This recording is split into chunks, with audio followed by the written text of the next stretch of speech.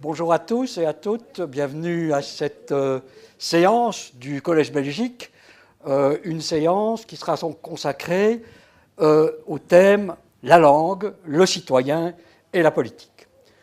En Belgique, lorsque ces mots arrivent ensemble, ils renvoient tout de suite à des images fortes.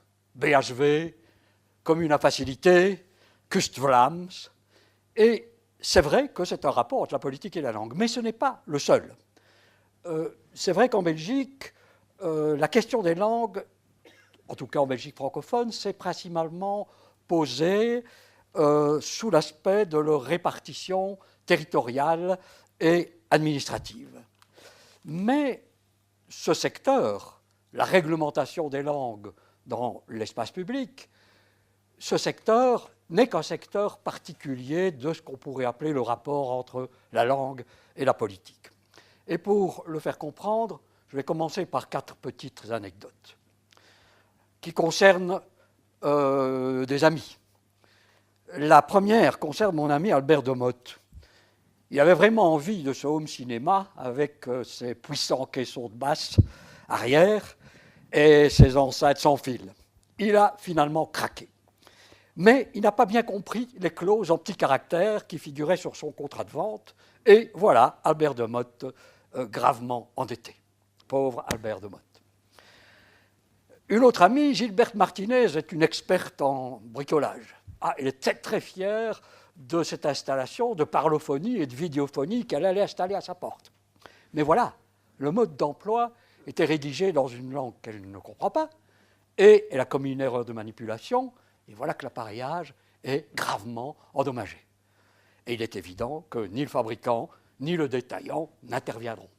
Tant pis pour Gilberte Martinez. Mon ami Mongi Marzouki est un ingénieur remarquable, très inventif, précis, créatif, mais il n'aura jamais d'augmentation dans sa boîte parce qu'il n'est pas trilingue.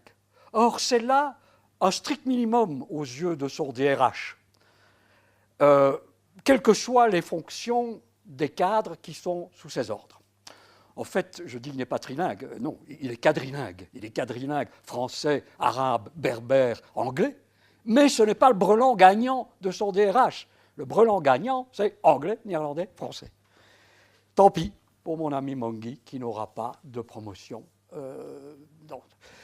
Alors, le quatrième, ce n'est pas un ami, mais c'est le fils d'un ami, c'est Gabriel Popovic, qui est passé en justice. Il n'a strictement rien compris lorsque le juge a lu la sentence.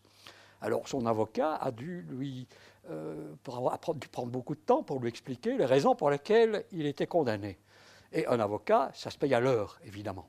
Tant pis pour les parents de Gabriel Popovic.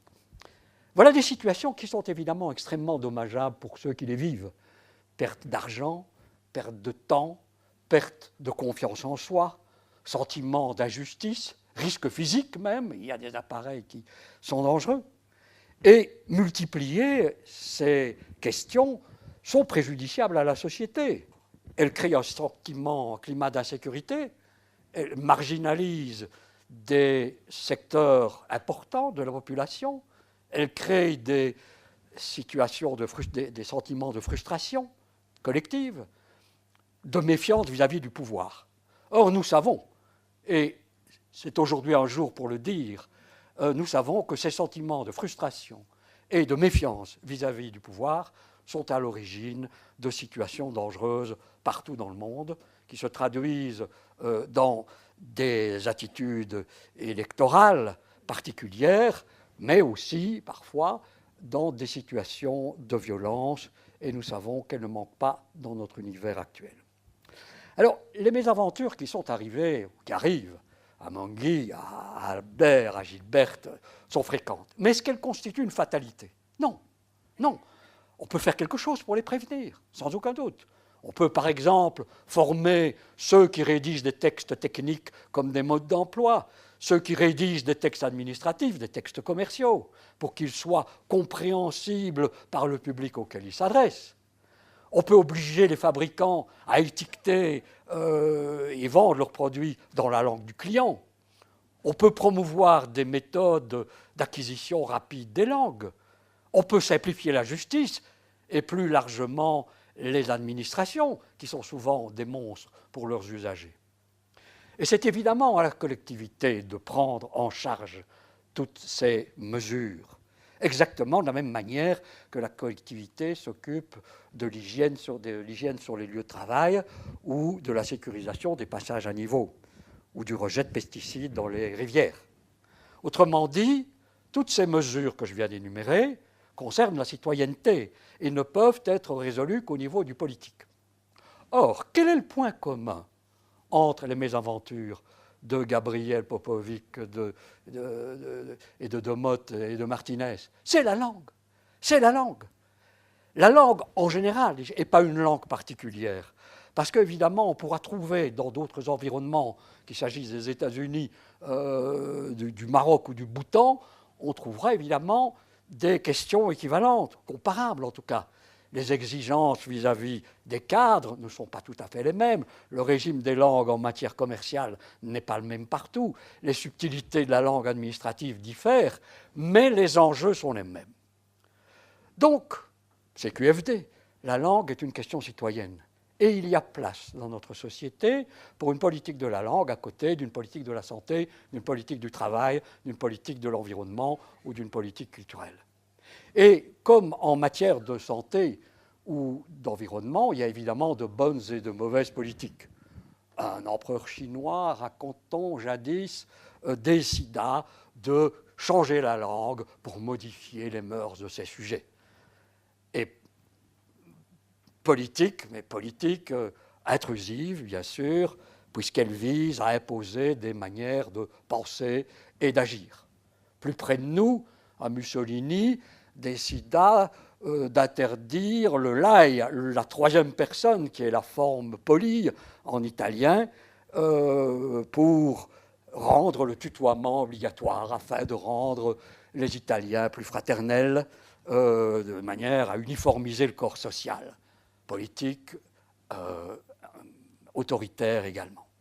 Et rappelez-vous George Orwell, dans son terrible roman 1984, il montre qu'une des armes les plus terrifiantes mises au point par le régime qu'il dépeint, c'est la mise au point d'une nouvelle langue, la novlangue, une langue mise au point de telle façon que l'on ne puisse plus penser le crime aux yeux du régime, et ainsi le rendre impossible. Politique linguistique autoritaire. Mais d'un autre côté, nous voyons autour de nous, et dans des États démocratiques, nous voyons d'autres pratiques. Nous voyons par exemple le Québec exiger une prédominance du français dans la publicité, sur les enseignes commerciales et d'une façon plus générale dans toutes les activités socio-économiques qui se déroulent sur son territoire. Nous voyons depuis 1973 la Flandre faire en sorte que ce soit dans sa langue que les relations entre les travailleurs et les employeurs se nouent. Nous voyons tout récemment le Maroc donner enfin un statut à la mazik, la langue berbère. Politique donc, de nouveau, mais cette fois, dans tous ces cas-là, visant au respect des populations locales et de leur culture et visant à la promotion de leur dignité. Mais qu'est-ce que c'est que la langue? Il faut s'arrêter un instant à cette question-là, car beaucoup d'idées préconçues courent à propos de la langue. Lorsque, jadis, je posais cette question à mes étudiants, c'est toujours la même réponse. Vous savez, les profs, quand ils posent des questions, en général, c'est parce qu'ils savent la réponse qu'on va donner, et ça leur permet de rebondir. La réponse que j'attendais, qui était toujours la même, était « Ah, c'est un instrument qui sert à communiquer ». Alors oui, communiquer, bien sûr. C'est un verbe qui, aujourd'hui, d'ailleurs, tend à devenir intransitif. Il faut communiquer. C'est un impératif catégorique que Kant n'avait vraiment pas imaginé. Et aujourd'hui, c'est un label de qualité. Une personne est moderne, elle est digne d'attention, non pas par la portée de ce qu'elle dit, mais par le fait qu'elle communique. Mais dès le moment où on rend à ce verbe les compléments qu'on ne devrait jamais oublier, communiquer, mais où, à qui, avec qui, pourquoi faire, on s'aperçoit que le concept d'une langue comme instrument de communication perd de sa simplicité robuste. Que deux médecins s'entretiennent entre eux d'une lithiase biliaire et de cholécystectomie par célioscopie, il n'y a rien que de normal. La précision technique est au prix de ce langage. Mais que penser de ces médecins s'ils utilisent ce vocabulaire devant leurs patients? S'ils parlent à leurs patients de lithiase biliaire et de cholécystectomie par célioscopie, ce patient porte bien son nom. Il est en situation de sujétion par rapport à ce médecin qui ne parle pas latin comme les médecins de Molière, mais qui parle quand même une sorte de latin. Si le médecin en question a comme souci non pas de maintenir le patient dans cette relation de sujétion, mais de se faire comprendre, il parlera évidemment de pierre à la vésicule et il parlera évidemment il lui dira qu'on va la lui enlever, cette fameuse vésicule, avec des techniques très modernes qui sont moins intrusives qu'un découpage de l'abdomen comme jadis. Donc au fond, ce qu'il faut faire, c'est communiquer autre chose, et autrement, pour faire autre chose.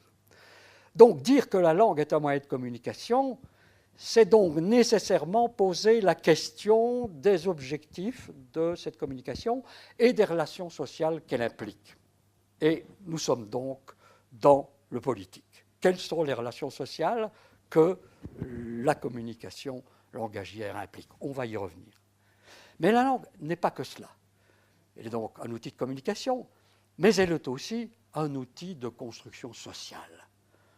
Ce n'est pas un code barre, la langue, c'est un construit social. Nous le savons, à l'instar de la couleur de peau, des habitudes alimentaires ou encore de la religion, et d'ailleurs il y a toujours quelque chose d'un peu religieux dans le discours sur la langue sert volontiers de drapeau aux collectivités humaines en signifiant puissamment les appartenances. Lorsqu'on écoute telle musique, lorsqu'on s'habille de telle manière, on se distingue des autres sur chacun de ces points, en même temps qu'on se montre solidaire de ceux qui font le même choix. La pratique des langues produit un effet similaire, elle construit le groupe et en même temps, elle est un puissant instrument d'exclusion. Il ne faut donc pas s'étonner que nous investissions énormément dans la langue, qu'un Sioran puisse dire « on n'habite pas un pays, on habite une langue », puisqu'elle est non seulement le meilleur instrument dont nous ayons besoin pour communiquer, mais aussi le moyen qui nous permet de nous insérer dans la collectivité, il est normal que nous la dotions d'une valeur émotionnelle puissante et qu'elle déclenche des sentiments de fidélité ou d'allégeance comparables à celles que peuvent susciter la foi religieuse ou l'adhésion à un quelconque militantisme. Il est donc compréhensible qu'elle déclenche des guerres, petites ou grandes. La langue est donc un instrument pour communiquer, et cet instrument nous permet de nous situer dans l'univers, mais encore plus que cela, c'est elle qui construit cet univers. Tous les étudiants en langue, en linguistique, même débutants, connaissent des anecdotes du genre de celles que je vous livre. Au Libéria, il y a une langue où on ne trouve que deux termes pour désigner les couleurs, un terme pour les couleurs que nous appellerions froides, un autre pour les couleurs que nous appellerions chaudes. Est-ce que ça signifie que les habitants du Libéria ont une rétine constituée différemment de la nôtre, avec d'autres cônes et d'autres bâtonnets? Non. Leurs organes sont exactement les mêmes que les nôtres. Ça signifie simplement que dans cette culture, on n'a pas trouvé nécessaire de découper le spectre solaire, le spectre lumineux, en autant de cases que nous l'avons découpé, nous, par exemple. Et les termes de parenté qui semblent très naturels varient de langue à langue. Là où nous avons le mot frère et sœur, le malais n'a qu'un seul mot. Par contre, le hongrois en a 4, parce que le frère aîné et la sœur aînée méritent un sort un peu différemment. Donc, nous voyons que lorsque nous pensons le monde, lorsque nous pensons les relations sociales, lorsque nous pensons la vie domestique, chacun d'entre nous verse son expérience dans des catégories qui sont préétablies, dans des catégories que le langage de sa culture lui offre. Et au fond, la novlangue d'Orwell ne faisait rien d'autre, elle ne fait rien d'autre que ce que font toutes les langues. Elles construisent le réel, elles le rendent dissible. Alors, vous allez dire que tout ça, ces détours du côté de ces trois fonctions de la langue, semblent bien nous avoir éloignés de la citoyenneté. Il n'en est rien. Parce que, si je me résume, nous voyons que la langue est un instrument qui sert à construire le réel et qui sert à construire le moi, et qui permet l'inscription de ce moi dans la réalité. Nous voyons qu'elle est le soubassement des identités collectives, qu'elle est le ciment du groupe, qu'elle est le médiateur des échanges sociaux. Cette langue permet la confrontation des expériences, des connaissances, des valeurs. Elle est l'instrument de la négociation et elle est aussi l'instrument de l'affrontement et l'instrument de l'exclusion. Et nous voilà, avec l'affrontement et l'exclusion, bien près du politique. Et donc, voyons quelques-uns de ces enjeux citoyens de la langue. Le premier, c'est justement la question de l'exclusion. Dans un monde où communiquer est désormais capital, je l'ai dit, régner sur les usages, sur les normes linguistiques et sur la propriété de la parole, c'est un enjeu de taille. Celui qui a la maîtrise de la parole a aussi la maîtrise des choses et des relations. C'est déjà vrai à la table familiale. C'est souvent dans les familles nombreuses celui qui criait le plus fort qu'on écoutait. Ça me rappelle des choses, nous étions 5. Mais c'est évidemment encore plus vrai dans l'univers entier.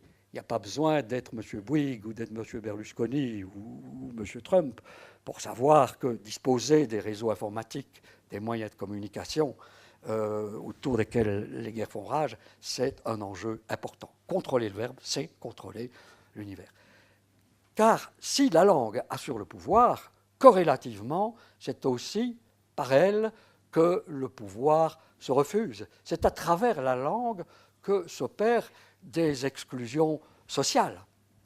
Si les médecins de Molière parlaient latin, je reviens à mes médecins, c'était normal qu'ils parlent latin, c'était la seule langue dans laquelle on pouvait apprendre la médecine.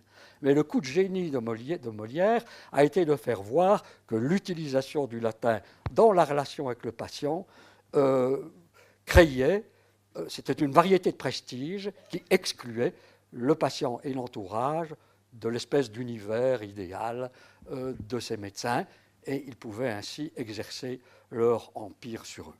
On n'a aucune peine, évidemment, à trouver des médecins de Molière au XXIe siècle. Et cela dans tous les secteurs, dans la publicité.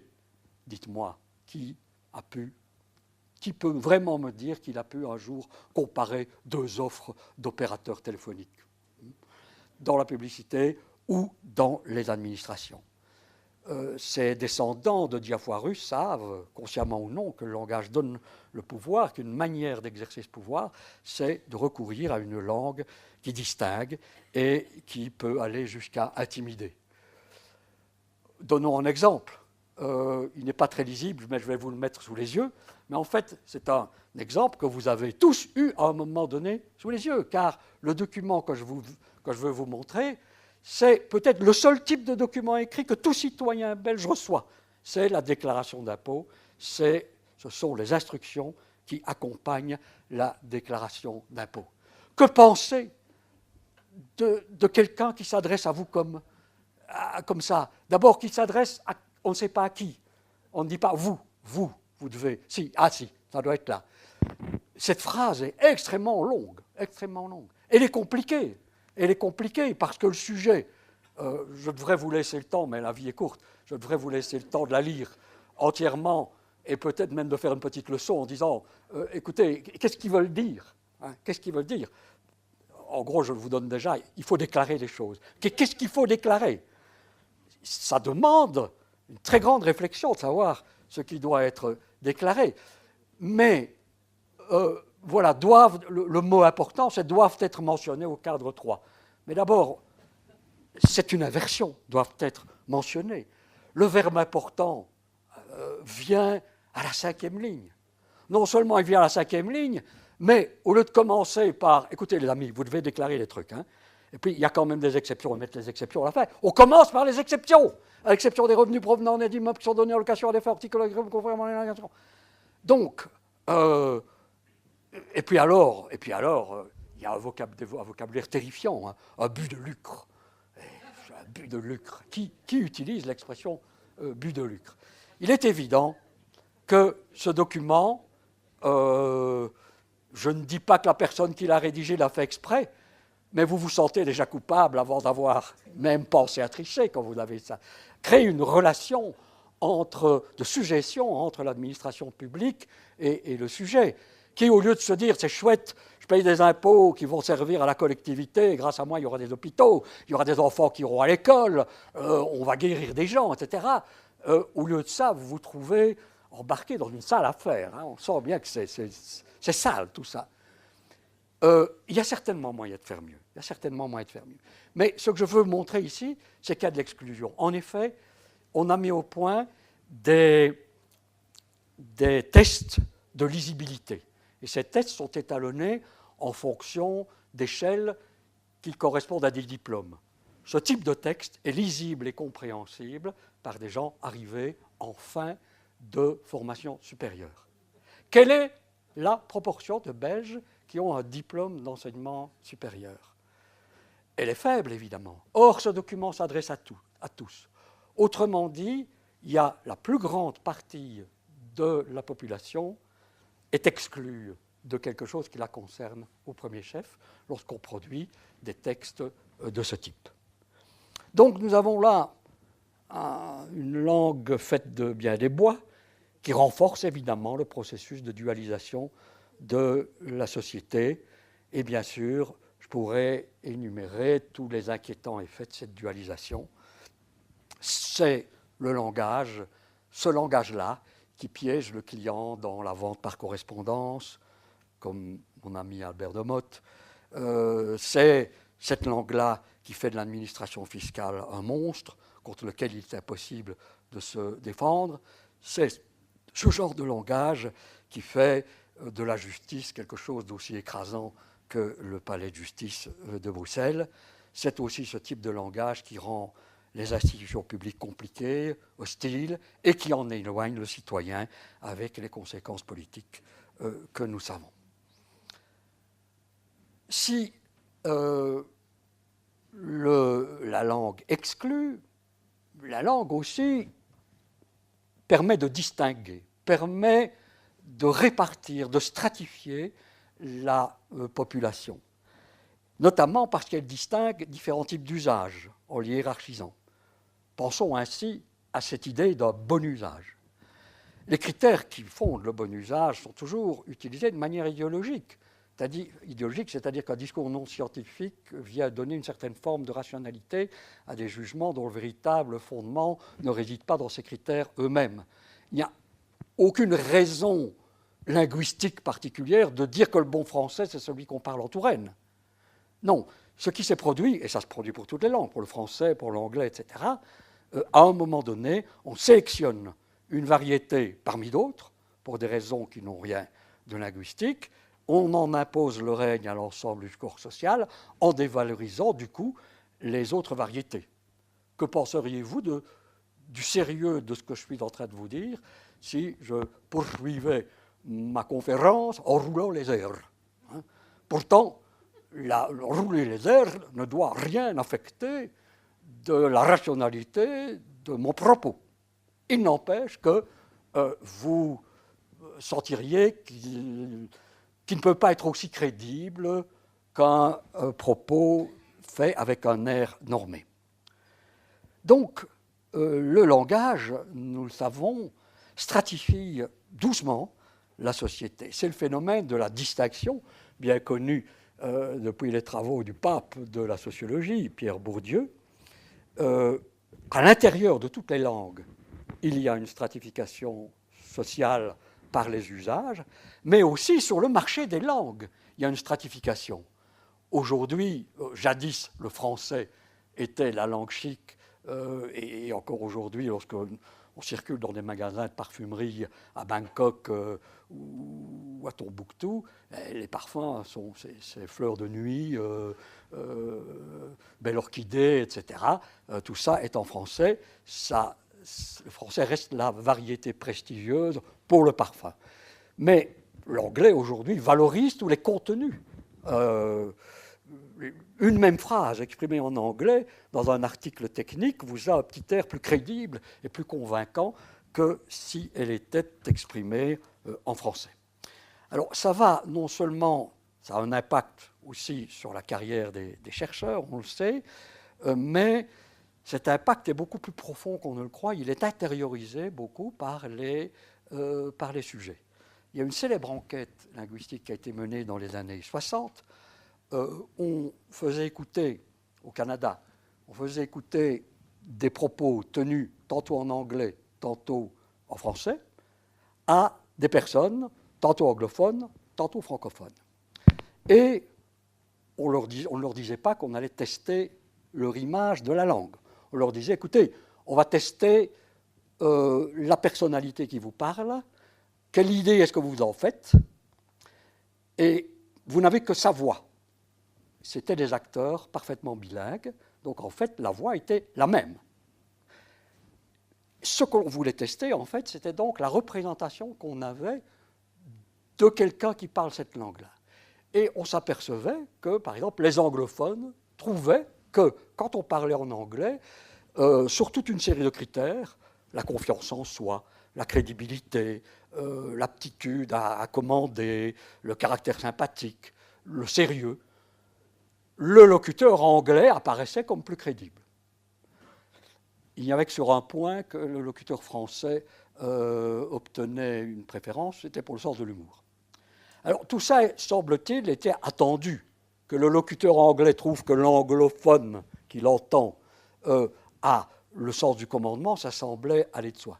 Ce qui était moins attendu, c'était que les francophones avaient le même jugement.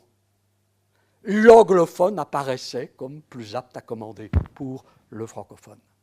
Et même, les résultats étaient plus forts.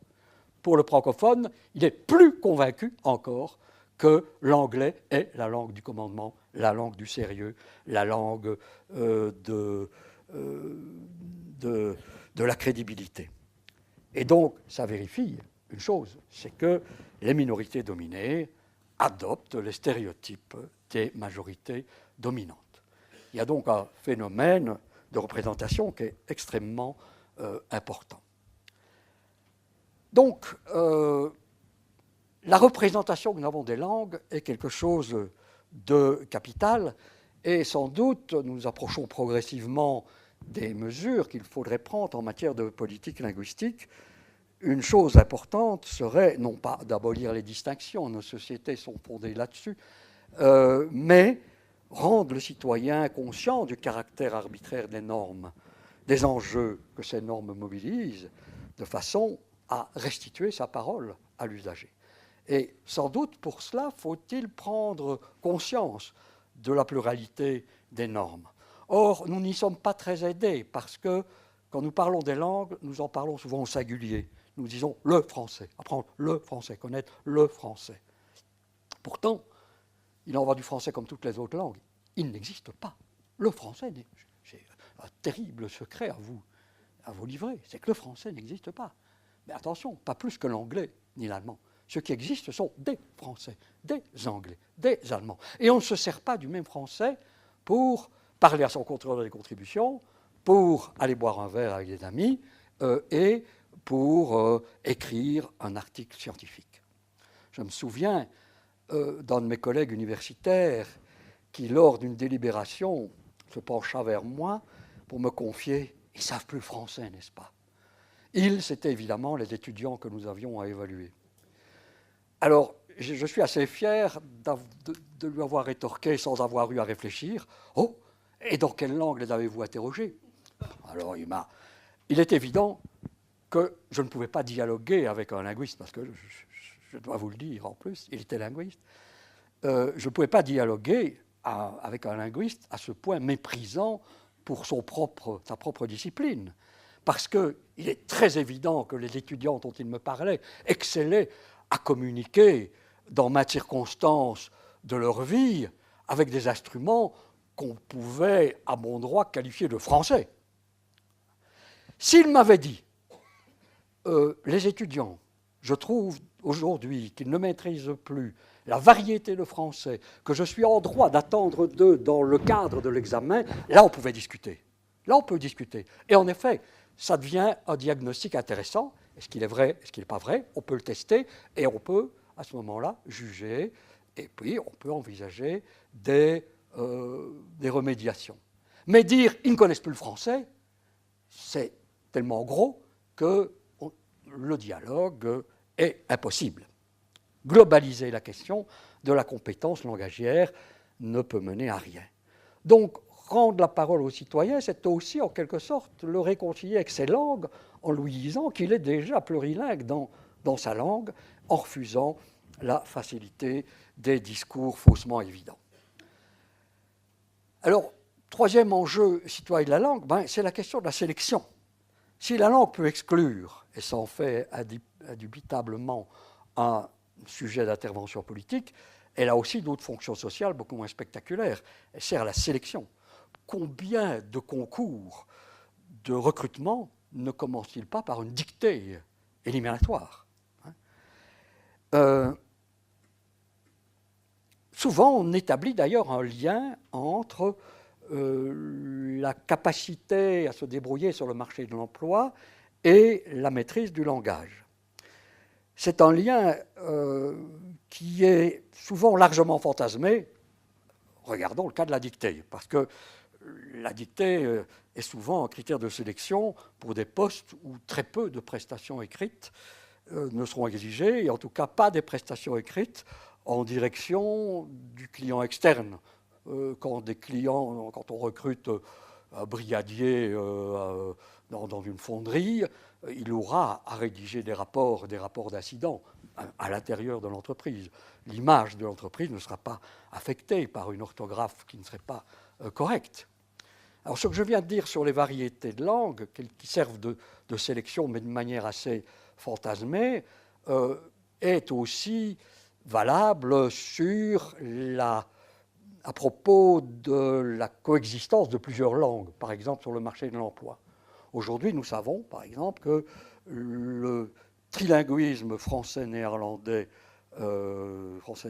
anglais est le minimum pour la promotion du cadre. Ce que j'ai dit à propos de mon ami Manghi Marzuki est la triste réalité. Mais ce qu'on sait moins, c'est que la manière dont la compétence en matière de langue est gérée dans les entreprises, les études le montrent, que cette manière dont elle est gérée et évaluée est assez particulière parce que les compétences fournies par le cadre scolaire sont souvent considérées comme peu utiles. Vous êtes licencié en philologie germanique, enfin, vous avez une maîtrise en philologie germanique, oh, ça ne compte pas. Par contre, ce qui compte beaucoup, c'est si vous avez payé cher pour aller suivre des cours dans un château dans la région spadoise, par exemple, ou bien la mobilité géographique. Ah, très bien, vous avez une tante qui vit aux États-Unis et vous allez aux États-Unis. Ça joue énormément pour confirmer une compétence langagière. Il y a donc quelque chose de grave qui est en train de se produire pour le moment, c'est que l'enseignement fourni par la collectivité est de plus en plus dévalorisé. Et nous le voyons d'ailleurs dans l'offre d'enseignement compensatoire. Il y a quelques jours, il y avait une carte blanche dans la Libre Belgique où quelqu'un disait « Tiens, il y a une orthographe pour riches et une orthographe pour pauvres » parce qu'on voit qu'il y a maintenant un marché. Beaucoup de boîtes disent « Allez, on va faire du coaching orthographique » dont le succès, à mes yeux, ne doit pas être fameux. Mais il y a cette idée que la compétence en matière orthographique n'est plus assurée par l'enseignement public. En fait, je crois que ça renvoie surtout à une espèce d'inquiétude confuse à l'intérieur du corps social. Toujours est-il que la question des compétences langagières est très, très largement fantasmée. Et je n'en veux que deux exemples pour terminer. C'est le marché des langues en matière scolaire. Tout le monde se rue au cours d'anglais. Or, nous savons que le partenaire économique le plus important de la Belgique, c'est l'Allemagne fédérale. Et les compétences en allemand font cruellement défaut. Il n'y a pas assez de gens qui parlent allemand, il n'y a pas de cadres qui parlent allemand. Or, nous savons que négocier en Europe centrale, et ça peut être en Tchécoslovaquie ou en Pologne, pas seulement en Allemagne, négocier avec l'allemand comme langue de négociation, c'est une certitude de gagner des marchés beaucoup plus forte que de venir avec son anglais pour parler avec le polonais. Ça se sait. Pourtant, on ne se rue pas au cours d'allemand, qui est donc une langue cruellement manquante dans notre corps social. De même, tous les organismes de gestion de l'emploi, Forem, Orbem, etc., misent beaucoup sur l'idée que la maîtrise de la langue dominante dans l'espace public, bon, ici le français, en Flandre le néerlandais, est la garante de l'intégration socio-économique. C'est un facteur très très important, mais ce n'est pas le seul. D'abord, nous voyons qu'il y a des gens qui réussissent économiquement parfaitement sans le recours à cette langue de l'espace public. Hier, j'ai vu à la télévision interviewer un très grand nombre d'Américains résidant en Belgique. Pas un seul n'a été interviewé en français. Ça signifie que pas mal de gens, les expats de luxe, peuvent parfaitement vivre sans connaître la langue de l'espace public et vivre une vie économique enrichissante, dans tous les sens du terme enrichissant. À l'autre bout de l'échelle sociale, une grande série d'activités commerciales peuvent se dérouler avec succès dans des langues d'origine qui peuvent être le berbère, l'arabe ou le turc. Donc la relation entre le degré de connaissance des langues et le taux d'insertion professionnelle est un phénomène plus complexe qu'on ne le croit, et certains diraient même que ce sont les interactions sociales qui, intégrant mieux les individus au corps commun, améliorent leurs compétences linguistiques. Ces compétences linguistiques qui sont donc à la fin du processus et non pas la condition. Autrement dit, c'est l'intégration qui assure la maîtrise langagière et non l'inverse. Voilà donc quelques enjeux, et vous voyez donc des points sur lesquels des interventions peuvent intervenir. Et donc, qu'est-ce qu'on peut faire ? Je vais indiquer quelques voies. Je vais d'abord le faire de manière très théorique encore, et puis nous donnerons quelques exemples plus concrets.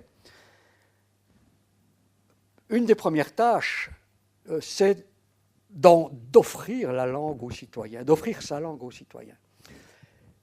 Et ça veut dire quoi ? Ça veut dire lui offrir la maîtrise de sa langue. Mais qu'est-ce que c'est posséder une langue ? Est-ce que c'est simplement connaître et savoir appliquer les règles de syntaxe, les règles de morphologie ? Est-ce que c'est savoir appliquer seulement les règles qui permettent de passer de la version orale de la langue à sa version écrite ? Non, ce n'est pas seulement ça. C'est aussi respecter les lois de sa mise en œuvre. Nous avons vu que ce ne sont pas les mêmes ressources qu'il faut aller chercher pour parler à sa contrôleur des contributions ou pour être efficace dans une soirée où on se raconte des blagues entre copains. Et donc, il faudrait connaître les lois du marché linguistique, si je puis dire, et la formation du prix sur ce marché. Maîtriser la langue, c'est donc pouvoir appliquer toutes ces règles-là autant que les règles syntaxiques et morphologiques. Puisque j'ai raconté un souvenir d'un collègue en délibération, pourquoi est-ce que je n'irai pas un peu plus loin et pourquoi ne pas raconter aussi un souvenir où c'était moi l'interrogateur. Je me souviens d'un étudiant, du temps où je faisais passer des examens oraux, à qui je pose une question, et il me regarde et il me dit « Oufti, elle est dure celle-là ». Bon, il disait exactement la même chose qu'un de ses collègues qui, la même journée, avait dit, avec son petit air pincé, avec sa chaise sa fesse à moitié assise sur la chaise, vous permettez que je réfléchisse 2 minutes, monsieur le professeur, etc. Ils ont dit la même chose. Mais il est évident que le premier ne partageait pas les codes. Et, ma foi, ce qu'il m'a dit, oui, oufti, elle est dure celle-là, le contenu de sa réponse n'était pas mauvais. n'était pas mauvais. Mais je dis, ben voilà, quelqu'un qui va être rejeté comme une greffe mal prise, qui va être rejeté du corps social, parce qu'il ne respecte pas le code. Hein, il y a les codes vestimentaires, la manière de s'asseoir, etc. Mais il y a aussi des codes langagiers. C'est donc pas le contenu de ce qu'il avait dit, c'est le fait de ne pas respecter. Or, ça, on ne lui a peut-être jamais dit, on ne l'a pas expliqué. Maîtriser la langue, c'est pas seulement savoir mettre les subjonctifs là où il faut les mettre, c'est aussi utiliser la bonne variété au bon moment. Maîtriser la langue, c'est donc cesser de la considérer comme un bloc, comme un édifice construit d'un bloc, mais substituer à cette image celle d'un étal qui offre des biens parmi lesquels on ne peut pas choisir au hasard. C'est montrer que ces variétés se répartissent suivant des niveaux économiques, sociaux, et que ces variétés jouent un rôle dans le mécanisme de la distinction.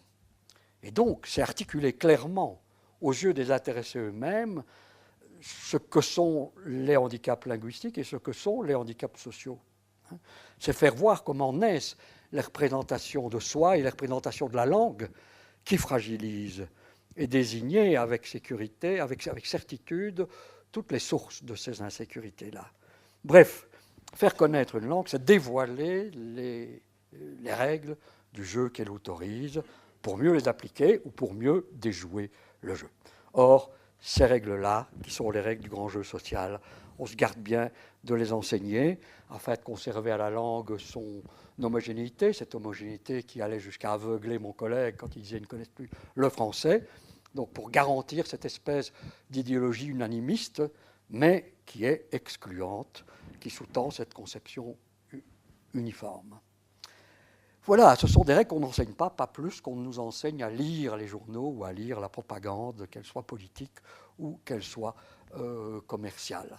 Ou bien si on le fait, parce qu'évidemment l'enseignement le fait, apprendre à lire la publicité, mais elle ne le fait pas souvent dans le cadre du français, dans le cadre du cours du français, qui est un cadre où on apprend les conditions techniques d'apparition du subjonctif ou de l'accord du verbe, mais il faudrait sans doute que l'apprentissage du maniement des différentes strates de la langue fasse partie du même ensemble.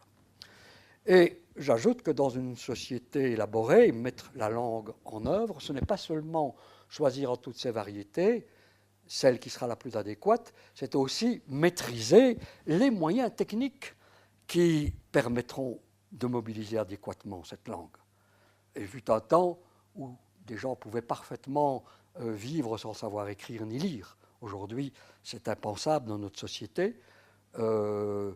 Et il est évident que dans les pays industrialisés, l'analphabétisme doit recevoir une autre définition. Si l'analphabète était naguère celui qui ne savait pas lire et écrire, c'est aujourd'hui celui qui, sachant écrire, est incapable de servir d'un programme de traitement de texte. Donc les moyens techniques, l'accès aux moyens techniques va de pair avec cet accès à la maîtrise de la langue. Un deuxième point d'un programme, ce serait de renverser le rapport entre la langue et le citoyen. La langue est faite pour nous. Nous ne sommes pas faits pour la langue. Or, c'est l'exact inverse du concept puriste qui dit, attention, vous devez respecter la langue, elle a son génie, elle est là, nous devons la respecter. Mais, bien sûr, personne ne se dit puriste. Aujourd'hui, personne ne dit je suis puriste. Il n'empêche que l'esprit de purisme a profondément modelé notre représentation des langues en général, mais surtout du français. Le français a développé des choses qui n'existent pas dans beaucoup d'autres langues. On peut dire que le francophone, c'est quelqu'un qui souffre d'une espèce d'hypertrophie de la glande grammaticale. Il est tout le temps en train de se demander si ce qu'il fait est bien. Il a une espèce de conscience, là, comme une sorte de Pinocchio, comme Pinocchio avait sa petite conscience, Jiminy Cricket, qui lui demandait tout le temps « Qu'est-ce que tu es en train de faire ?» Et ceci a profondément modelé, je crois, la représentation que le francophone se fait de son rapport à la langue. Pour lui, préserver la langue, c'est la préserver de toute altération, et cette altération, c'est ce dont se rendent coupables ceux qui la pratiquent, en définitive, parce qu'on ne peut pas utiliser la langue sans la modifier. Et au fond, le puriste est quelqu'un qui ressemble à ces bibliothécaires qui rêvent de bibliothèques sans lecteur. C'est beaucoup plus facile à gérer, à cataloguer, et certains maîtres qui souhaitent un État sans citoyens, c'est beaucoup plus facile à gouverner. Donc cette idée que la langue doit être préservée de la souillure de l'usage est profondément contre-productive, d'ailleurs, parce que le souhait de ces puristes, souvent, est exaucé. D'ailleurs, les gens disent « cette langue n'est pas faite pour moi, elle est sous cloche, elle est sous globe, c'est parfait, qu'elle reste là. Nous irons, nous, usagers, vers d'autres langues qui parleront, par exemple, de modernité, mais surtout de liberté. » Donc je pense à ce titre d'un article féroce d'un tout très grand linguiste du XXe siècle, André Martinet, qui avait publié un article intitulé « Les puristes contre la langue ».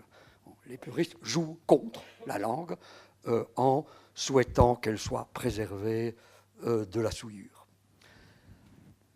Donc, rendre la langue à son propriétaire en disant « cette langue, elle est pour nous, nous ne sommes pas là pour elle ».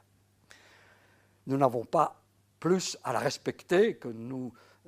si, nous respectons nos outils. Nous avons envie que nos outils soient propres, soient bien rangés, mais pour qu'ils soient efficaces.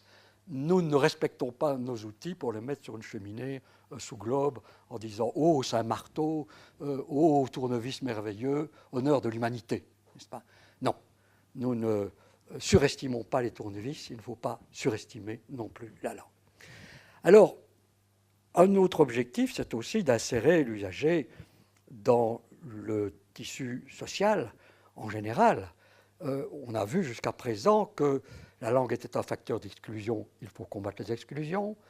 Nous pourrions dire que la langue permet aussi de développer la créativité. La différence, l'enseignement, la différence peut éduquer à la tolérance.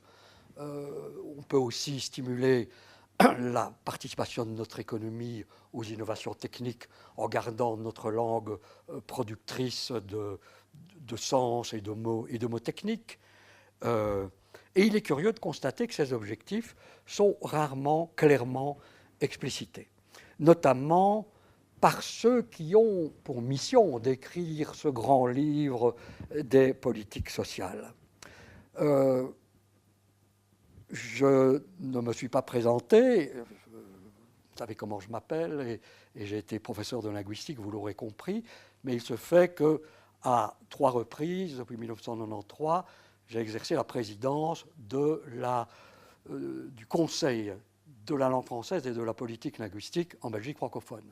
Donc un organisme de citoyens, de même qu'il y a le Conseil de l'audiovisuel ou Conseil de la justice, qui est amené, soit parce qu'on lui pose des questions, soit de sa propre initiative, à donner des conseils au pouvoir politique, en l'occurrence celui de la Fédération Wallonie-Bruxelles. Ma déception a souvent été très grande dans les contacts que j'ai pu avoir avec des décideurs, des ministres, qui sont en charge de problèmes sociaux, de leur dire, mais écoutez, la déclaration d'impôt, là, par exemple, prenons l'exemple de la déclaration d'impôt, on pourrait quand même la rédiger autrement. Il y a des techniques, on peut simplifier, on peut faire des formations, on peut vous donner des trucs. On peut mettre un peu d'argent là-dessus, pas beaucoup, mais on peut mettre en place un petit service de lisibilité qui serait derrière, dans lequel les fonctionnaires viendraient déposer leurs textes et qui seraient corrigés par des spécialistes. Et souvent, ils me regardent comme ça, ah bon, hein? En général, le contact avec le décideur politique commence par un petit couplet sur l'universalité de la langue française, hein, notre belle langue, un second couplet sur l'excellence et le raffinement de la culture que cette langue véhicule, et puis on passe à l'ordre du jour. Donc, rares sont parmi ces décideurs, il y en a eu tout de même un certain nombre, ceux qui perçoivent que par et dans la langue s'expriment nombre de problèmes sociaux dont la gestion relève de leur responsabilité. Je vais revenir à cette question, car pourquoi ne le voient-ils pas ? Ce n'est pas parce qu'ils seraient des aveugles ou des infirmes. Je viens de le dire, ce sont des gens conscients de leurs responsabilités, mais précisément la langue est un objet transversal. Et à force d'être partout, elle est nulle part, et ce sera un des points qui me servira de conclusion. J'ai dit qu'après avoir pointé les endroits où le corps social avait mal à cause de sa langue, après avoir décrit quelques principes d'une intervention, quelques objectifs généraux d'une intervention politique sur la langue, je donnerai quelques exemples très très précis. Je vais en énumérer quelques-uns sans souci d'exhaustivité. Certains d'ailleurs correspondent à des initiatives qui ont été prises dans notre pays. Mais commençons par dire que l'intervention volontaire en matière de langue des pouvoirs publics peut se faire à deux niveaux.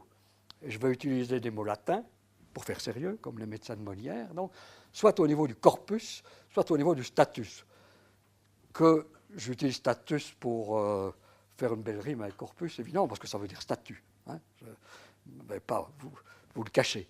Le corpus de la langue, donc la langue elle-même, ses mots, ses règles, status, c'est plutôt les conditions d'emploi. Et vous comprendrez d'ailleurs que toute l'ingéniosité institutionnelle belge a tourné autour de questions de statut. Dans quelle langue est-ce qu'on a le droit de parler en justice quand on associe comme langue maternelle? Dans quelle langue a-t-on le droit de se faire servir lorsqu'on est dans telle commune? Donc notre ingénierie de politique linguistique a surtout investi la question des statuts et beaucoup moins la question des corpus.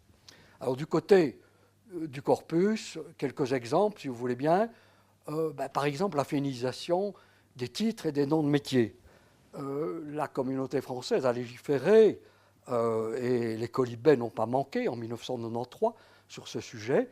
C'était le dernier pays francophone à légiférer en la matière. Le Québec, depuis très très longtemps, le Canada fédéral avait pris des mesures, un certain nombre de cantons suisses également, même la France qui est souvent, qui jouit de son caractère central pour se permettre certaines pesanteurs, même la France avait pris une circulaire, mais le changement de majorité a fait que cette circulaire est longtemps restée lettre morte, mais toujours est-il quand même qu'avant 1993, en 89 plus exactement, la France avait déjà pris une circulaire demandant que l'on féminise les noms de métiers, titres et fonctions.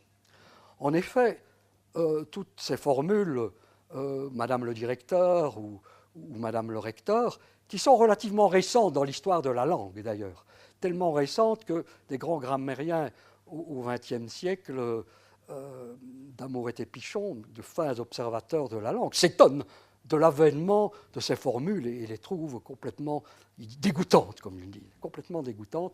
C'est Madame l'avocat. Donc, il est évident que ce masculin, que l'on a appelé masculin parce qu'il désigne la fonction, qu'on a appelé neutre, mais il n'y a pas de neutre en français. Le français est une langue qui a deux genres, il n'en a pas trois. Le latin en a trois, mais il n'y a pas de neutre en français. S'il fallait expliquer pourquoi, je puis le faire. Cette utilisation du masculin pour désigner les femmes occulte la place de celle, occupe la personnalité de celle qui occupait certaines fonctions. Or, nous remarquons que ce masculin était souvent utilisé pour les fonctions les plus hautes. Madame le ministre, Madame le procureur, mais pas Madame le monsieur pipi ou Madame l'instituteur. Hein. Là, le féminin semblait fonctionner. Donc, déjà, plafond de verre, très peu de femmes dans les plus hautes strates de la stratification sociale, mais en plus, elles ne sont pas perçues. Car en effet, si vous écrivez A.M. Garsou, directeur, qui peut savoir qu'elle s'appelle Martine et que c'est Martine Garsou, et qui est directrice en fait. Donc, pour rendre visible, et rendre visible, ce n'est pas seulement permettre de rendre visible celles qui sont déjà là, c'est aussi permettre à d'autres de venir. Parce qu'il faut savoir quand même que l'utilisation de ce masculin pour les fonctions les plus hautes crée confusément chez les intéressés cette idée que ce n'est pas pour moi. C'est pas pour moi. Des enquêtes montrent d'ailleurs qu'il en va bien ainsi, qu'il y a des réticences. On montre des figures, on demande aux gens de mettre des titres en dessous, et vous appariez comme vous voulez, et on s'aperçoit que assez fréquemment, ça ne marche pas pour les plus hautes fonctions, notamment pour les sujets féminins. Donc, féminiser les noms, les titres et noms de métiers, qui étaient qui correspondaient à un besoin, car nous avons vu très rapidement que les usages ont changé. Et les historiens de la langue savent que normalement les usages linguistiques sont très lents à changer. Mais ici, en une dizaine d'années, on s'est aperçu que c'est les Madame la députée, Madame la bourgmestre, on a vu des factrices et des avocates. Il y a encore des dames qui mettent avocat, bien sûr, mais le mouvement a été extrêmement important. Ce mouvement n'a pas été rendu obligatoire. En matière de corpus, en effet, le corps social est souvent très chatouilleux. Il n'aime pas qu'on nous dise comment nous devons parler. Et je ne sais pas du tout comment ça se passe en Slovaquie, où il y a un organisme qu'on appelle une police linguistique. Je ne sais pas si cette police descend des micros dans les cheminées pour savoir comment les gens parlent. Non, on n'aime pas. Donc, les décrets et autres dispositifs juridiques sont souvent des dispositifs encourageants, qui valent par le caractère symbolique et qui souvent n'ont un caractère coercitif que pour les administrations elles-mêmes, qui ont bien le droit de décider comment elles vont mettre sur le marché leurs personnes. La Fédération Wallonie-Bruxelles, qui délivre des diplômes universitaires, a bien le droit de faire circuler des gens qui s'appelleront licenciés en mathématiques et pas licenciés en mathématiques. De la même manière qu'une usine qui produit, je ne sais pas moi, celui qui a inventé le BIC, il l'a diffusé sous le nom de BIC, c'était sa propriété, c'était son droit de l'appeler BIC. Donc les pouvoirs publics ont le droit d'utiliser la terminologie qui leur convient. Mais même dans ce cas-ci, nous constatons que les organes dépendants de la communauté française, j'oscille parfois communauté française, Fédération Wallonie-Bruxelles, mais vous m'avez tous compris, ne respectent pas cette obligation. Mais le temps marchera. Dans cette belle maison, l'Académie, où il m'arrive de temps en temps de me trouver, combien de fois dois-je dire à une consoeur qui se fait appeler Madame le directeur de la classe, le prescrit légal de la communauté française ferait qu'elle devrait se faire appeler Madame la directrice. On soupire, on me regarde, oui, Klinkenberg, encore avec ses vieux trucs, et on continue, on passe, mais il n'empêche, je dois le faire. On se demanderait d'ailleurs si je dors, si je ne le faisais pas. Mais donc, même le prescrit légal peut ne pas être respecté, mais comme vous voyez, on a fonctionné plutôt par la douceur que par l'obligation. Au Québec, par contre, c'est plus strict. Par exemple, dans les productions gouvernementales, là, les rédacteurs sont tenus d'utiliser des formules féminisées. Voilà donc un exemple d'intervention sur le corpus qui demande donc à la fois, si vous voulez, un savoir-faire sur le plan social, pour l'analyse de la situation sociale, mais aussi un savoir-faire linguistique. La communauté française a mis sur le marché un petit guide de féminisation avec des listes. Ces listes sont quand même chaque fois un peu étudiées par des linguistes pour qu'il n'y ait pas de monstruosité, pour voir quel est le niveau d'acceptabilité, qu'est-ce qui existe déjà sur le marché, parce que les usagers ont évidemment eux-mêmes une certaine forme d'inventivité, qu'est-ce qui se fait ailleurs, etc. Donc il faut un savoir à la fois sociologique et linguistique. Une autre intervention sur le corpus, c'est la production terminologique. Rien que pour les sciences du vivant, il faut créer plus de 200 000 nouveaux mots par an pour désigner les nouvelles découvertes, les nouvelles technologies. Il est évident que ça ne doit pas se faire de manière au petit hasard, au hasard et de manière hirsute, d'autant plus que des innovations en matière de technologie immédiatement sont prises dans des cadres juridiques, les brevets, les conventions internationales. Le droit du troisième âge en Belgique n'est pas le droit du troisième âge en France. Alors, comment est-ce qu'on va appeler les choses? Comment est-ce qu'on va appeler les concepts? Il est important, et puis surtout qu'il va y avoir de la traduction.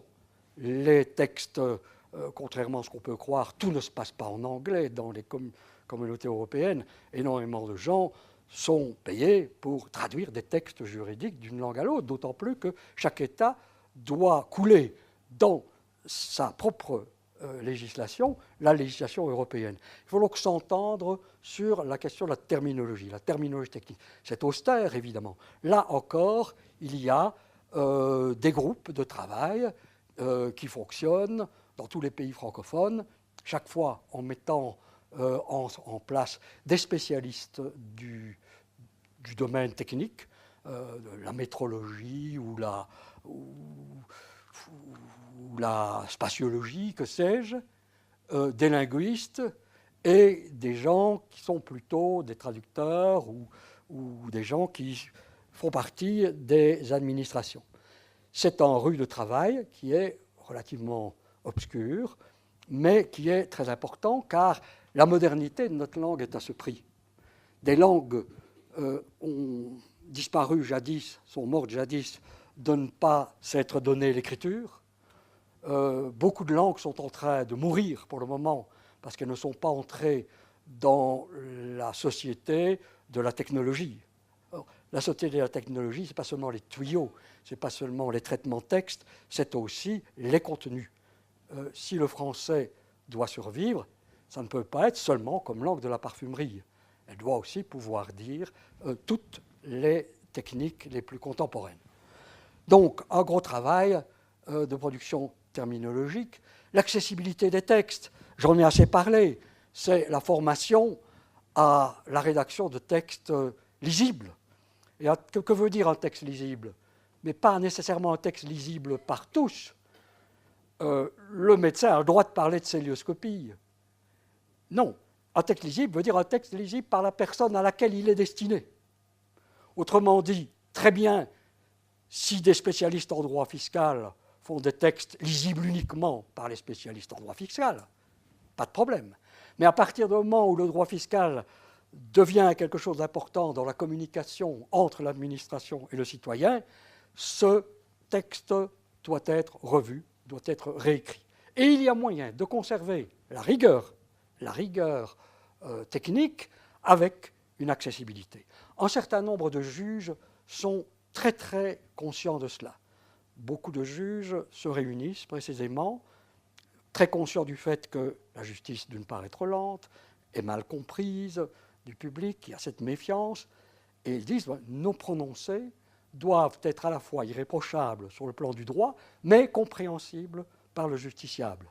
Ils sont demandeurs de formation pour faire des prononcés de jugement qui soient accessibles. Donc c'est un vaste programme. Malheureusement, on ne peut pas dire que beaucoup d'initiatives aient été couronnées de succès chez nous. À un certain moment, le ministre de la fonction publique au niveau fédéral a été très sensible à cela et a mis au point une cellule en lisibilité au sein de son administration de la fonction publique, avec un spécialiste qui rédigeait les textes, un spécialiste qui diffusait aussi des formations, mais à la mise à la retraite du spécialiste chef de ce service a été dissous. Aujourd'hui, en dehors de petits manuels de réécriture, en dehors d'un projet de label en lisibilité, la Belgique est une des bonnes dernières en matière de lisibilité des documents administratifs.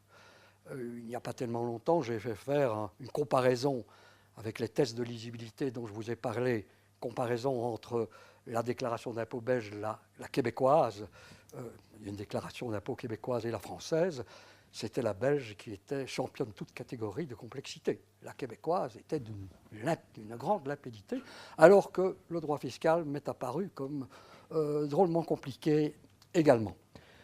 Donc il y a encore beaucoup de travail à faire de ce côté-là, et c'est évidemment un travail de corpus, puisqu'il s'agit de trucs comme la longueur des phrases, la dispersion du vocabulaire, le choix de verbes conjugués à la place de substantifs qui donnent un aspect statique et abstrait à la rédaction, et des choses comme ça. Le nombre de trucs n'est d'ailleurs pas tellement important. Une bonne formation en lisibilité peut se dérouler sur une journée et demie. Et puis il y a les réformes. Les réformes. Toutes les langues à certains moments, se posent la question du caractère adéquat de leurs normes. Et souvent profitent de grands bouleversements pour régler certains problèmes. Jusqu'à la Première Guerre mondiale, le turc s'écrivait de droite à gauche avec l'alphabet arabe, alors que le turc est une langue dans laquelle les voyelles ont une importance capitale, et comme vous le savez, l'écriture arabe ne note pas les voyelles. C'était une écriture très mal faite. Aujourd'hui, le turc a une écriture d'une très grande lapidité et d'une très grande rationalité par rapport à la langue turque. Évidemment, tout le monde n'a pas la chance d'être défait, de voir son empire détruit. Je rêve d'une grande catastrophe atomique qui ferait que les francophones disent « Allez, on peut régler la question de l'orthographe ».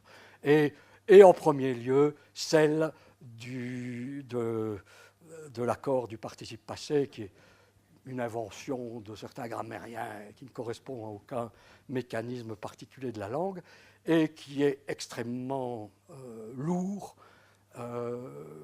pour les enseignants. Tous les enseignants un peu conscients de la chose pleurent pour qu'il y ait une réforme. Certains se mettent à genoux pour dire « délivrez-nous de l'accord du participe passé des verbes pronominaux ». Parce qu'en effet, c'est très clair, en français, vous avez les adjectifs, et les adjectifs, on les accorde en genre, en nombre, alors quand vous avez un participe passé avec être, c'est un adjectif, donc on l'accorde en genre et en nombre. Mais avec avoir, personne ne met des féminins, dire je mange, vous ne me dites pas je mange au féminin. Il y a des langues où on dit je mange au féminin ou bien je dors au féminin, mais pas en français. Eh bien, on a quand même mis du genre comme ça dans le verbe avec le participe passé avec avoir. En gros, la solution, c'est avec être, on accorde, avec avoir, on n'accorde plus. D'ailleurs, dans les journaux, je constate que cet usage est très répandu.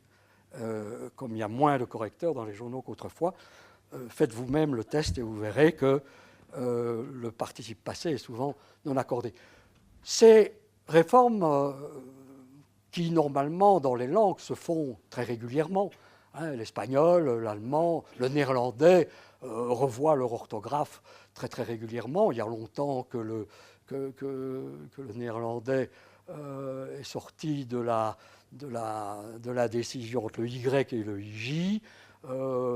L'allemand a fait une réforme qui a été fortement discutée quand même il y a une quinzaine d'années, mais qui marche et dans lequel tous les pays germanophones ont été impliqués. Je connais personnellement le belge qui figurait dans le collège des spécialistes. L'espagnol aussi, tout dernièrement, vient de faire un grand coup en disant on n'a plus 28 lettres, on n'en a plus que 26, parce que CH, le tch, c'était une lettre à part dans les dictionnaires. Vous deviez chercher, quand ça commençait par tch, vous deviez chercher bien après CU, et de même le double L, qui renvoie au son lieu, est maintenant intégré dans l'ordre alphabétique à la lettre L et ne constitue plus une entrée. C'est la dernière petite réforme, mais il y en a constamment. Du côté de la France, je peux vous dire que l'immobilisme, du côté de la langue française, nous sommes condamnés à l'immobilisme encore pour longtemps. La dernière petite réformette, ça a été les rectifications de 1990. C'est quand même il y a 25 ans. On n'arrête pas d'appeler ça la nouvelle orthographe. Mais c'est quand même il y a 25 ans.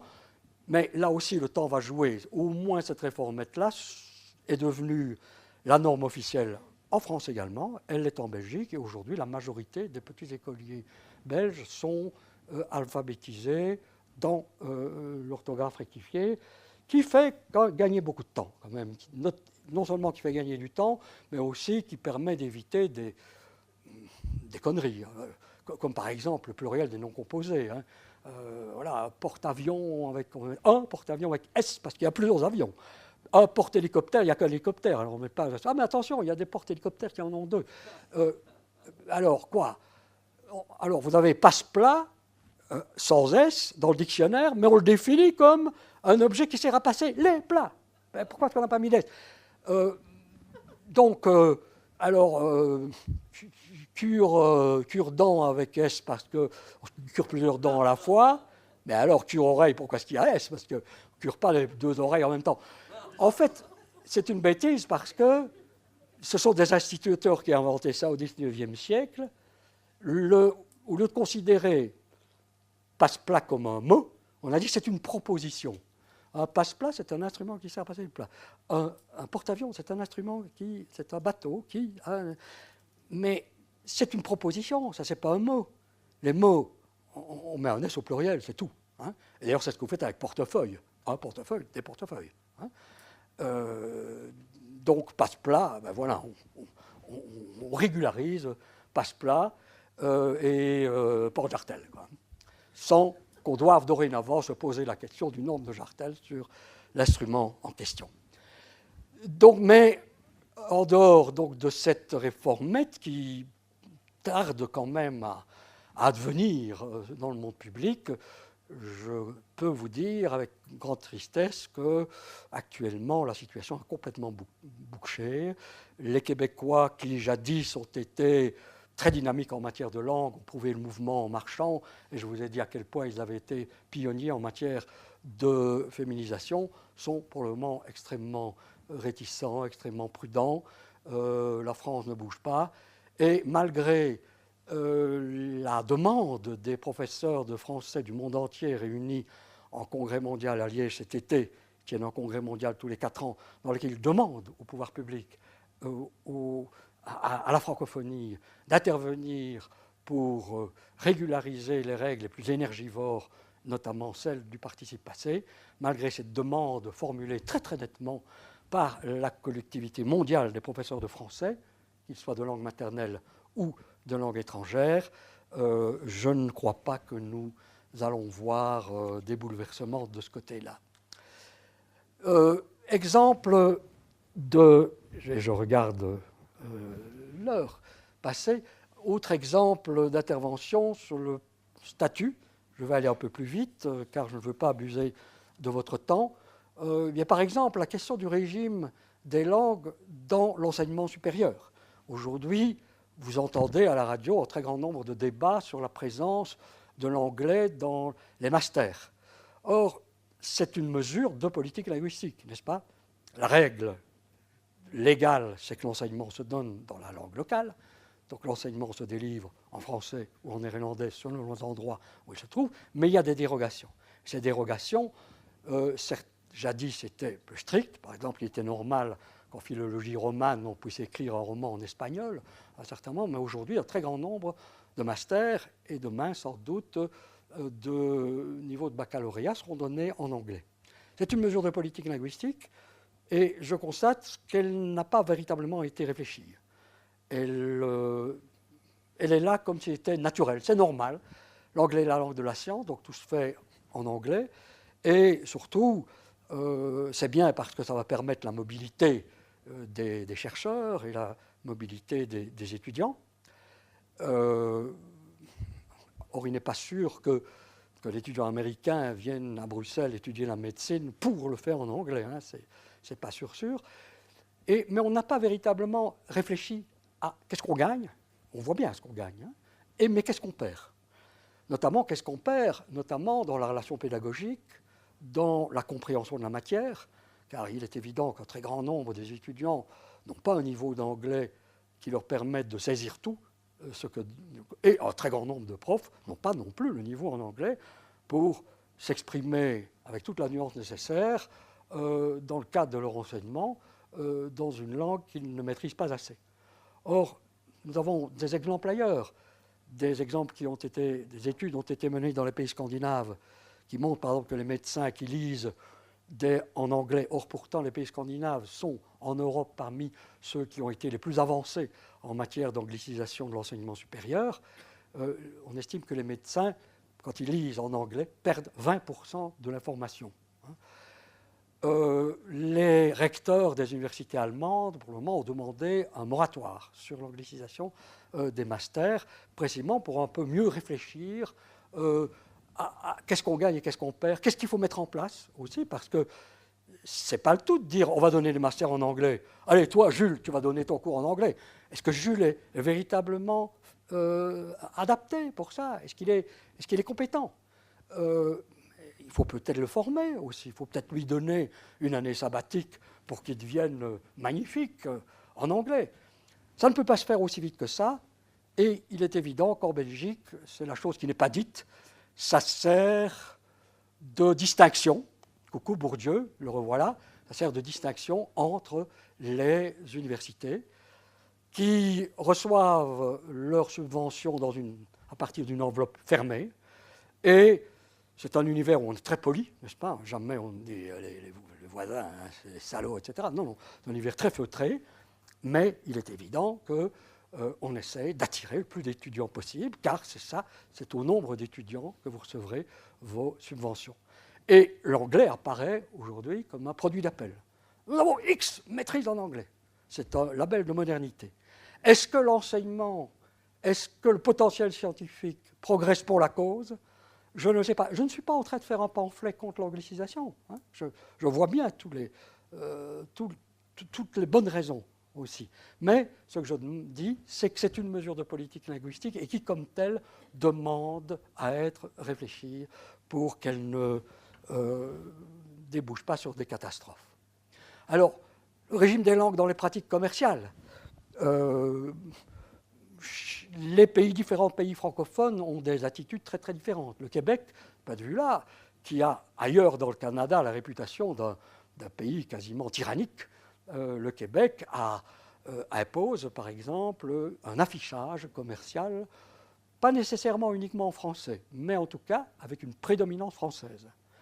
Donc il est impossible que vous tombiez sur une affiche qui soit exclusivement en anglais au Québec. Et là, il y a des lois assez coercitives. Chez nous, non. C'est la liberté constitutionnelle des lois.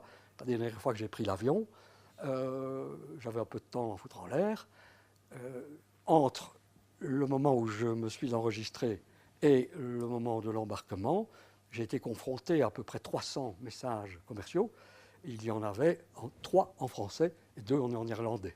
Tous les autres étaient exclusivement en anglais. L'affichage, les langues dans les pratiques, le régime des langues dans les pratiques commerciales est pourtant régulé. Par exemple, si vous achetez une boîte en bocal et vous voyez que c'est des champignons, mais que c'est écrit en russe, ce n'est pas un exemple que j'invente, hein, je l'avais vécu une fois, c'est écrit en russe, pardon? Eh bien, le détaillant et ou le distributeur, je ne sais pas, est en faute. Il y a une loi qui est une loi fédérale sur les pratiques du commerce qui impose que les produits de consommation courante doivent être délivrés dans la langue de l'usager. J'ai donc écrit au ministère des Affaires commerciales qui ont envoyé un contrôleur et les champignons en russe ont été remplacés par des champignons avec une étiquette en français. Hein. Et donc, le spécialiste des champignons a pu se dire, oui, en effet, voilà, c'est bien. Mais ça ne vaut pas, par exemple, pour des instruments très sophistiqués. La Cour de justice européenne a débouté la France qui, à un moment donné, demandait qu'un fabricant italien de matériel de précision délivre son matériel avec du français. La France a été déboutée parce que c'est comment est-ce qu'on appelle ça, une barrière non tarifaire, un truc comme ça. En fait, c'est une atteinte au dogme de la libre circulation des marchandises au sein de la communauté européenne. En effet, obliger le fabricant italien à mettre du français, c'est augmenter ses coûts. Donc, ça ne se peut. C'est de l'instrument de précision. Vous ne pouvez pas dire que vous ne le connaissez pas, que vous ne connaissez pas l'anglais. Donc, la loi qui vaut pour les, pour les champignons ne vaut pas pour les instruments de précision. C'est grave, parce que, par exemple, il y a eu à Épinal, en France, un incident extrêmement sérieux où des personnes ont été irradiées dans l'utilisation de machines, et pourtant, c'était des spécialistes en radiologie qui devaient savoir lire quand même les modes d'emploi. Donc des personnes ont été irradiées parce que les modes d'emploi étaient exclusivement en anglais et que les spécialistes eux-mêmes n'ont pas compris exactement toutes les manipulations qu'ils devaient faire. Il est inutile de dire que même si le CETA, ou qui a beaucoup fait couler d'encre, ou le futur, et j'espère le futur traité avec les États-Unis, ne comporte pas d'articles proprement linguistiques, il est évident que toutes ces protections qui existent aujourd'hui seront balayées dans le cadre que l'Europe qui laisse déjà irradier des choses, des gens à Épinal, il est vraisemblable que ça ne va pas s'améliorer dans le cadre qui nous est promis. Alors, en dehors du corpus et du status, il y a aussi d'autres questions, mais je vais les passer, qui est la représentation des langues. Comment est-ce qu'on s'imagine les langues ? Il est évident, on ne vend pas les langues comme des savonnettes, mais il est évident qu'aujourd'hui, la langue française, sur le marché des langues, souffre de son caractère relativement, de l'image aristocratique qui est la sienne. C'est une langue qui est formidable pour la haute couture, pour vendre des sacs Vuitton et la parfumerie, mais elle est très suspecte quand il s'agit de faire des TGV ou de vendre des machines chez Bombardier. Pourtant, c'est en français que Bombardier travaille et que c'est en français qu'on a inventé aussi la technologie du train à grande vitesse. Et des études montrent que dans des écoles, par exemple en Allemagne, le niveau de difficulté du cours de français est toujours supérieur au niveau du cours d'espagnol, par exemple. Parce que le français, c'est une langue qui se mérite. C'est une belle langue et donc elle se mérite. Donc du coup, là aussi, souvent, on se tire dans le pied, car pourquoi aller apprendre une langue difficile si on vous offre une langue où le prof sera plus coulant juste à côté. Il est temps que j'en termine, et j'en terminerai avec des conclusions générales. La première, c'est sur la question de la transversalité, à laquelle j'ai dit que je reviendrai. J'ai commencé par vous dire que si la langue était une affaire politique, ce n'était pas parce qu'elle était française ou arabe ou anglaise, mais parce qu'elle était langue. Et je vous ai dit que toutes les questions qui se posent à Monghi Marzouki, à Gilberte Martinez, se posent dans toutes les collectivités, même si c'est en termes chaque fois distincts, et même si la personnalité de chaque culture impliquée colore ces problèmes chaque fois d'une nuance particulière.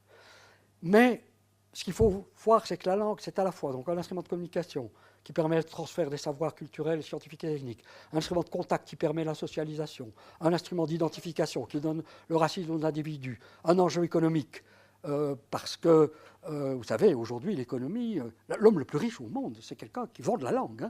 Hein. C'est la langue comme objet. Bill Gates vend de la langue. Les rôles des technologies de la communication et du savoir ne cessent de croître. C'est un instrument de création aussi, comme on le voit dans le cinéma ou sur la scène. Donc la langue est partout, et c'est ça que je voulais dire. Et elle a donc un caractère transversal. Et ce que j'ai appelé la politique de la langue touche à la fois à la politique de l'enseignement supérieur, vous l'avez vu, à la politique de la formation et de l'emploi, nous l'avons vu, à la politique de protection du travailleur et de promotion du travailleur, à la politique de protection du consommateur, on l'a vu avec les champignons, la politique de l'égalité des chances, la place de l'intégration linguistique dans la politique d'intégration des migrants, la politique scientifique, la politique de recherche, de développement, notamment en matière numérique, la politique d'accès du citoyen à ce à quoi il a droit, à toute la communication et un droit. Donc, une politique linguistique exige plus que tout autre une approche intersectorielle, interdisciplinaire. Et En particulier, elle doit être extraite des cadres culturels où souvent on la confine. Ici, en communauté française, la politique linguistique, c'est la ministre de la Culture qui en est responsable. Alors que, comme vous le voyez, c'est quelque chose qui touche à tout. Et la langue est une chose décidément trop sérieuse pour la laisser aux linguistes. Ce que le Québec a bien compris, dans son Conseil de la langue française, on trouve des représentants des milieux syndicaux, des représentants des milieux patronaux, des représentants des milieux communautaires. Et c'est précisément parce que la langue est partout qu'elle risque de n'être nulle part et que personne ne prend en charge tous les problèmes que nous avons énumérés et dont nous avons vu que les techniques existent pour qu'on puisse les rencontrer. Mais, et c'est vraiment mon dernier mot, la langue, une politique de la langue qui ferait passer les signes avant les choses serait quelque chose de tout à fait pervers. Il est beaucoup plus facile de changer un mot ou d'inventer un slogan que de changer les habitudes et les structures. Notre siècle, qui est le siècle de la communication et de la publicité, s'y entend évidemment à ces nouveautés qui ne coûtent pas. Je prends l'exemple de la féminisation des noms de métiers. Je vous ai dit que son objectif était d'assurer la visibilité de la moitié de la population, cette visibilité qui est un premier et timide pas vers l'égalité. Mais si cette égalité grammaticale était une sorte de paravent qui sert uniquement à donner bonne conscience pour laisser perdurer les inégalités salariales ou sociales en les masquant, ce serait plus qu'une mauvaise farce, ce serait une hypocrisie, ce serait une imposture. Or, nous le savons, à travail égal, les salaires, les revenus moyens ne sont pas égaux. Dans l'Union européenne, le différentiel est de 16%. Il est de 10% en Belgique, 14,8% en France, de 23% en Suisse, 16% en mesure horaire. Mais si on prend le salaire annuel, c'est-à-dire qui tient compte de la répartition inégale de la durée du travail, et les femmes sont moins longtemps au travail que les hommes, la différence européenne de 16% devient de 23%. Et ce n'est pas tout. La différence augmente aussi au fur et à mesure qu'on monte dans l'échelle. Je vous ai dit que le différentiel en France est de 14,8 en moyenne, mais pour les cadres, il est de 21. Donc plus on monte, plus la différence augmente. Donc, la réponse est très claire, c'est que le travail sur la langue ne peut pas aller tout seul. Une politique linguistique est indissociable d'un autre travail citoyen où la langue n'est pas première. De même, rendre la langue de nos institutions plus limpide, la langue de la justice, ce n'est pas la seule réponse à la méfiance qui s'est installée entre le public et l'État qu'il représente. Travailler sur la terminologie des relations publiques, c'est peut-être très bien, mais c'est aussi peut-être une manière d'éviter de toucher aux choses. Or, opter pour une écriture claire doit nécessairement susciter des conflits auxquels il faut se préparer, car, je l'ai dit assez, conserver l'opacité, c'est aussi conserver le pouvoir. Convaincre tel directeur de la communication dans une entreprise, de l'intérêt de la communication conviviale, d'une écriture accessible à tout le monde, ce n'est pas seulement poser un acte technique, c'est aussi lui demander de partager son autorité. Or, on le sait, le pouvoir ne se partage que quand il peut être pris. Donc, la clarté dans la communication, ce n'est pas tout, ça amène aussi à prendre clairement position dans les débats sociaux. Mais c'est un tourniquet. Et je prendrai un exemple belge, c'est le mot intérêt notionnel.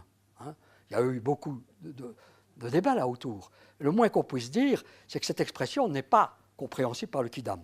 Si le Kidam en question, bonjour, a fait un peu de philosophie, il dit oui, notion, je comprends, notion, mais alors je ne vois pas du tout ce que ça veut dire. Eh bien non. Ça veut dire quoi, intérêt notionnel? Maintenant, on commence à le savoir. C'est le droit qu'ont des sociétés de déduire fiscalement une partie des sommes qu'elles ont investies, des sommes qui représentent les intérêts qu'elles n'ont pas payés parce qu'elles n'ont pas emprunté. Mais qu'elles auraient pu payer si elles avaient emprunté. Donc, en bon français, ça s'appelle quoi? Ça s'appelle des intérêts fictifs. Alors peut-être bien que, c'est très bien de dire, les intérêts fictifs, ça peut booster notre économie. Mais qu'on les appelle intérêts fictifs. et pas intérêt notionnel.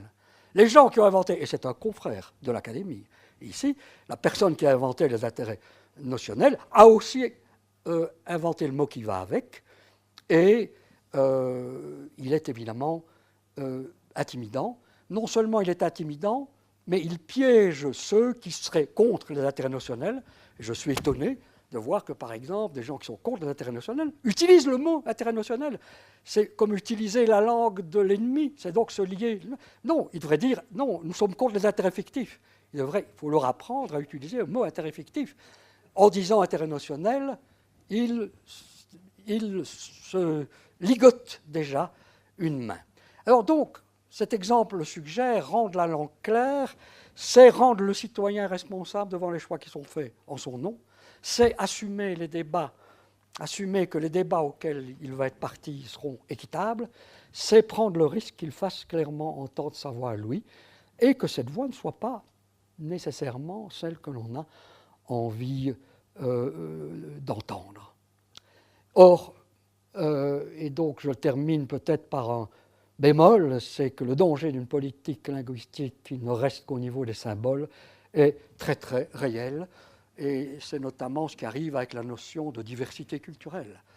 Une diversité culturelle, c'est le b.a.-ba même, c'est la Bible de la francophonie. La francophonie dit nous vivons uniquement pour contrebalancer la massification du monde, pour introduire la diversité culturelle. Bravo. Mais des sociologues disent attention, et notamment dans son essai sur la diversité, en français on l'a traduit par la diversité contre l'égalité, Walter Ben Michaels montre que les politiques américaines qui ont visé à la promotion des minorités ethniques ont certes donné leur chance à quelques personnes au sein des minorités latinos, au sein des minorités noires, mais le résultat, c'est que ces politiques ont simplement diversifié la couleur de la peau et la langue et le sexe des dominants sans modifier rien du tout à la structure de domination, aux rapports sociaux de la culture et de la société américaine. D'où son sous-titre en anglais, qui n'a pas été traduit dans la version française, comment nous avons appris à aimer l'identité et à ignorer l'inégalité. En quelque sorte, pour lui, dans son analyse impitoyable, la diversité ne réduit pas les inégalités, elle en est simplement une sorte de cache-sexe. Elle se contente de réguler en adaptant un système fondamentalement inégalitaire à ses yeux à la réalité culturelle multiple d'un monde globalisé. Donc tout ceci pour vous dire qu'une politique de la langue demande qu'on sorte des dictionnaires, des cabinets et des grammaires pour plonger les mains dans le cambouis politique et dans le cambouis social. Je vous remercie pour votre bonne attention.